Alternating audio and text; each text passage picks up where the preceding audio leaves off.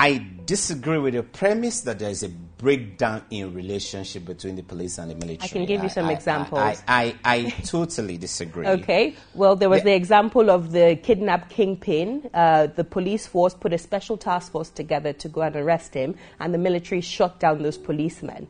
There were other examples of the police cracking down on crime and the military working with the perpetrators of the crime to get the perpetrators away. So there were many relationships and there were many examples like that have occurred and been outed in the media. So would you deny the fact that there isn't some sort of trouble within your relationship? No. I don't want to deny the fact that some of these anomalies have occurred. The fact is, it is not what I am trying to say, or what I'm saying here is the fact that it is not an institutional breakdown or an institutional conflict between the Nigerian military on one hand and the Nigerian police on the other hand. What we have seen is we have seen scenarios where some delinquent military personnel or some rogue officers, either in the military or in the police or in other agencies, have conducted themselves in manners inconsistent with their oath of offices, or in manners that are clearly not in consonant with their callings, either as members of the Nigerian Armed Forces or members of the Nigerian Police Force.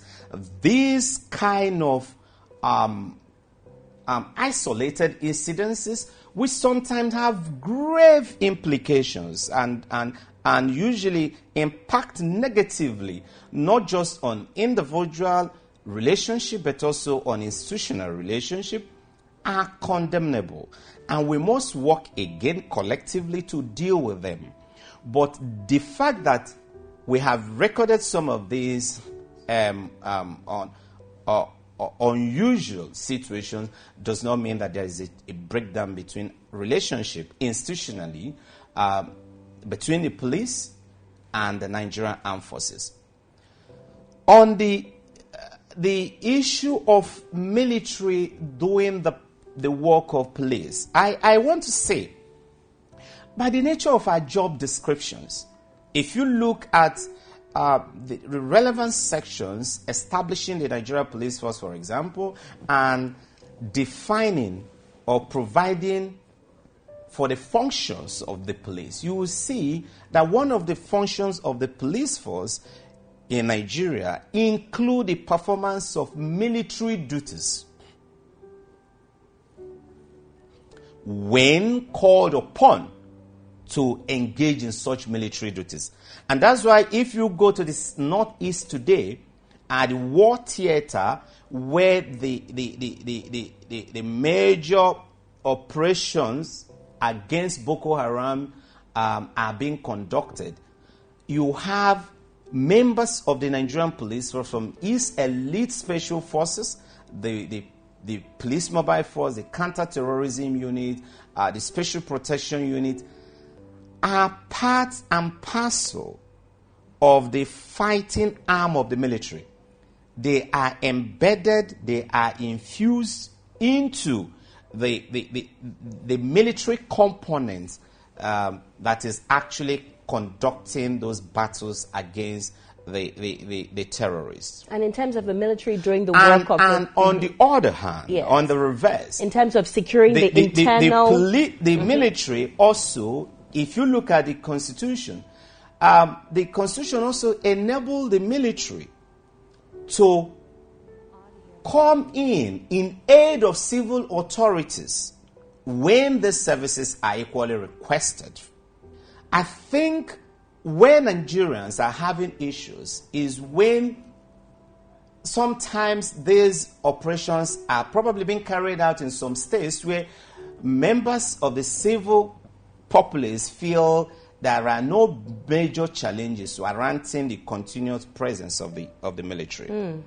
But other than that, the military are authorized by law to come in aid of the police, just as the police are also authorized by law to also support military exercises. I just want to make sure we hear you clearly before we end the program. You've said that the police has called in the military for backup to help with its internal security of the country. No.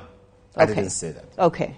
Let's make sure we hear you clearly. I said, I simply gave you the legal, yes, the legal framework that enables the military to come into civil related duties. Exactly. And I also provided you the legal framework that also authorizes the police to also partake and participate in military operations. Exactly. So we understand the legality backing it. So what we want to understand is why, So for you to allow the military to do... I also think that even the government is already dealing with this. So it might not...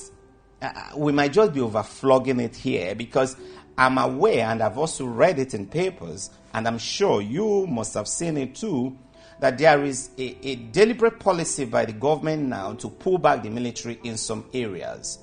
And it's been on the news.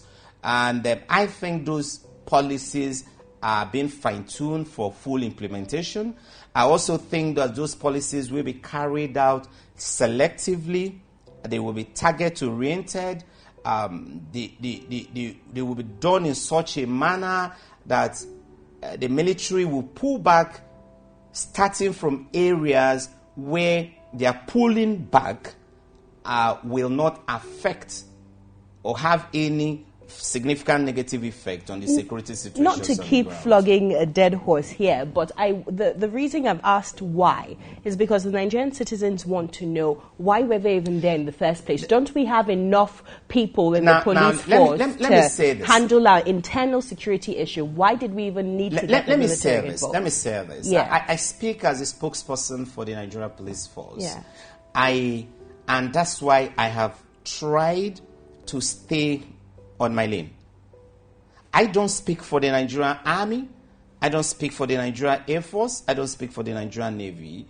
And so, while trying to be fair and frank with my answers, I also try to remain true to my calling as a spokesman of the Nigerian Police Force and not the spokesman of the Nigerian Armed Forces. I understand. Mr. Frank, you have been frank. Thank you so much for your time. It's always a pleasure. Thank you so much. All right, that's it for today's program. Don't forget to follow us on social media at The Osasu Show, at Osasu Igbenedion, at TOS TV Network, and at The Osasu Show Foundation on Instagram, Facebook, and Twitter. Don't forget to read news and sustainable development and current affairs across Africa on our website, www.tostvnetwork.com. You can also watch the full interview on our website and our YouTube channel. Until next time, take very good care of yourself and God bless you.